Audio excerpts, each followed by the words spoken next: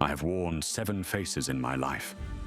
A spy, a smuggler, a prisoner, a reformed sinner, a writer, an executioner, and an emigre. But I had only one backbone. The Bolsheviks didn't break me. The careerists couldn't buy me. I sit here in exile. Do I regret anything? No. I remained true to myself, right to the end. To understand why I ended up here, you must understand the world I came from. It was a world newly born from war and captivity. After 1918, Poland regained her independence. The eastern border was forged in the fire of battle and defended in 1920 in the Polish-Bolshevik War.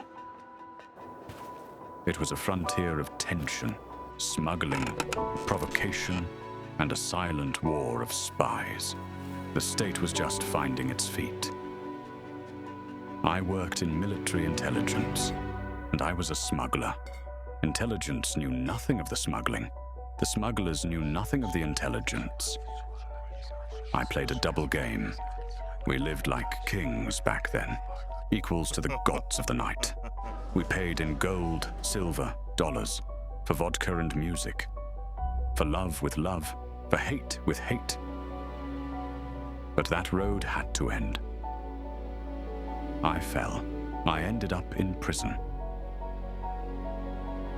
There, I was reborn. I began to write. That is how Lover of the Great Bear was born. That book brought me success and freedom. I returned to society, to a normal life. 1939. War. 2 occupiers tear apart the state that had just struggled to its feet. I go underground. The Wilno and Grodno regions fall under Soviet occupation. Arrests, deportations, the midnight pounding on doors. 1941.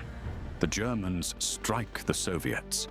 The terror changes uniform, but it doesn't vanish.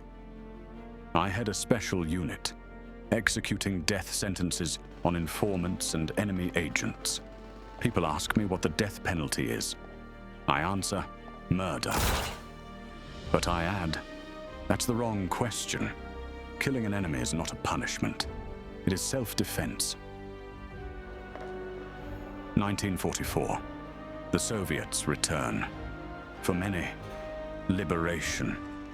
For us, the beginning of a second occupation. They disarm the underground units, arrest the commanders, deport them deep into the Soviet Union. Borders shift on the maps of the great powers without asking those who lived and died there. The Wilno and Grodno regions are left outside of Poland. Those who don't want the new regime must choose. Prison, Siberia, or escape. I chose to escape. I left behind the graves, the streets, the people. I found myself in exile, alive, but without a homeland. After the war, in London, they wanted to verify my record and grant me a rank. I refused. Verification as a private would be a degradation. As an officer, a farce. In the company of men I did not respect. I preferred to step into the shadows rather than take part in a grotesque spectacle. I was left alone, but free. Here, on the island, the fog is different than in the borderlands.